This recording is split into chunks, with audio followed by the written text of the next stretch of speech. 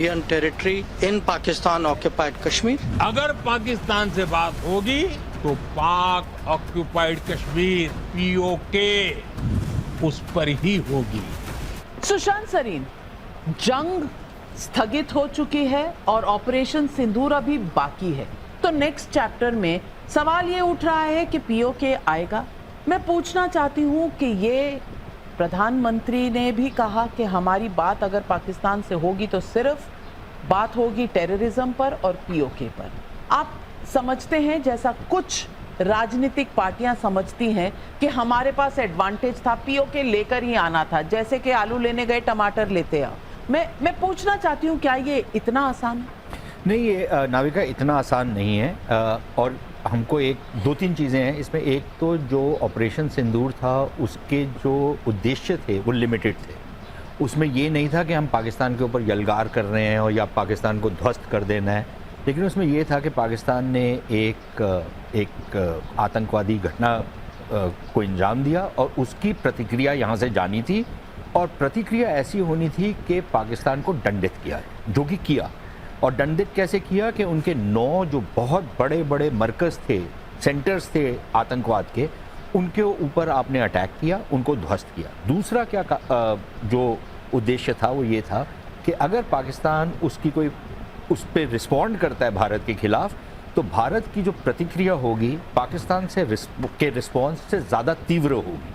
और जो 3 दिन में जो आदान प्रदान हुआ पाकिस्तान और भारत के बीच में, वो मेरे ख्याल इस्टेब्लिश हो गया कि 10 तारीख को जिस तरीके से वहाँ पर जो कुछ हुआ, उनके एयर बेसिस को डिस्ट्रॉय किया, एयर डिफेंस सारा सिस्टम उनका डिस्ट्रॉय किया, इतना उद्देश्य था।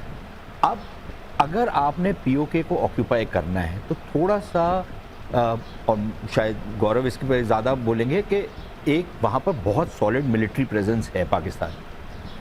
आपके लिए मूव करना वहाँ पर और किसी टेरिटरी को ऑक्यूपाई करना कोई इतना आसान नहीं होता। और ना आपने अपनी जो मोबिलाइजेशन की थी वो एक ज़मीनी लड़ाई के लिए की थी जिससे आप अंदर घुस करके टेरिटरी ऑक्यूपाई कर सकते, तो वो तो उद्देश्य ही नहीं था। क्योंकि 15 दिन के अंदर आप इतनी बड़ी मोबिलाइजेशन जिसमें आप फुल स्केल वॉर करेंगे, वो तो नहीं था।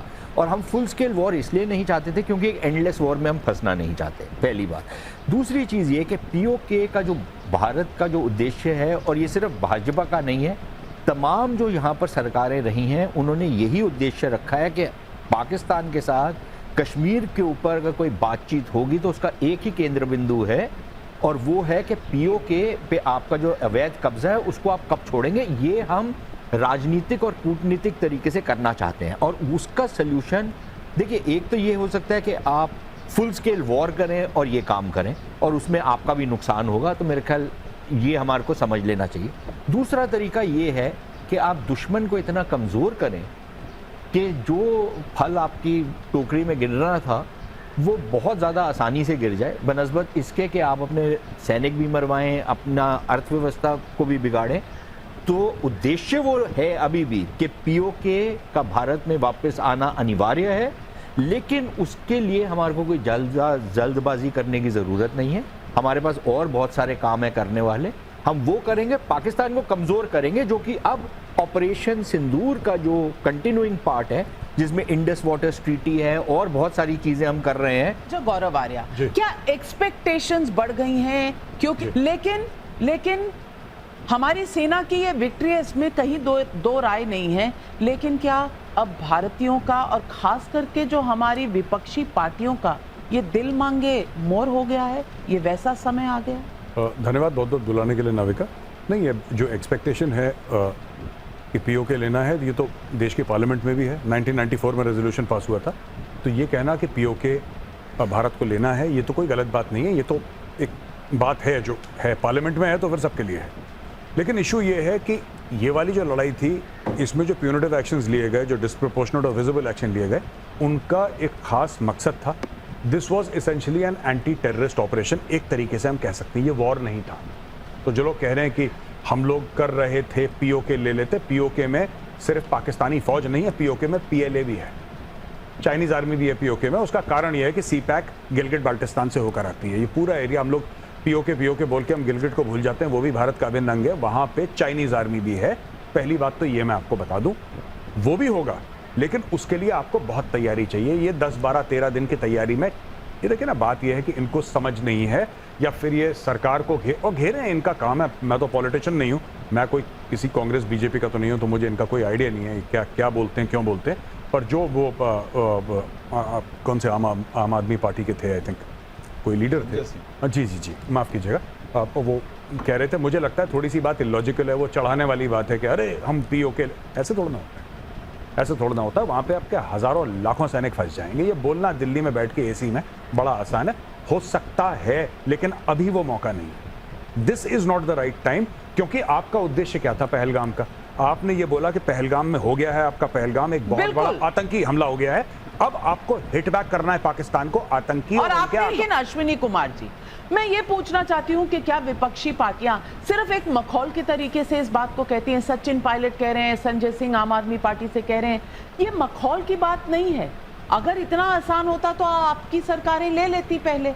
लेकिन इस वक्त जब पाकिस्तान को नीचे दिखाया गया है, ये सवाल उठा के कहीं आप जो डिफेंस फोर्सेस की अचीवमेंट है उसको कम नहीं हाँको? नाविका जी, पहले तो एक डिफरेंशिएशन कर दो कि सरकार अलग है और सेना अलग है। क्योंकि जब भी हम सरकार से सवाल करते हैं, आप बोलते हो हम सेना से सवाल कर रहे हैं।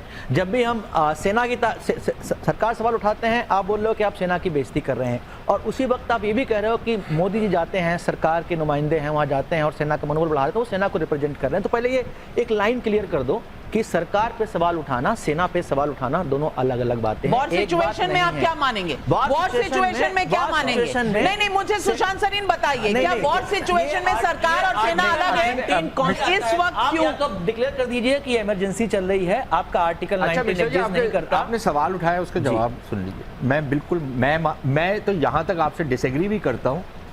सिर्फ सरकार से ही नहीं सवाल पूछे जा सकते, सेना से भी पूछे जाने चाहिए। भारत एक डेमोक्रेसी है। डेमोक्रेसी हम पाकिस्तान नहीं है जहां पर सेना से कोई सवाल नहीं पूछता। बिल्कुल सेना की भी जवाबदेही है, लेकिन सरकार और सेना को आप अलग भी मत करिए। सेना से आप डायरेक्टली नहीं पूछ सकते क्योंकि हमारी कुछ मर्यादाएं हैं। आप सरकार से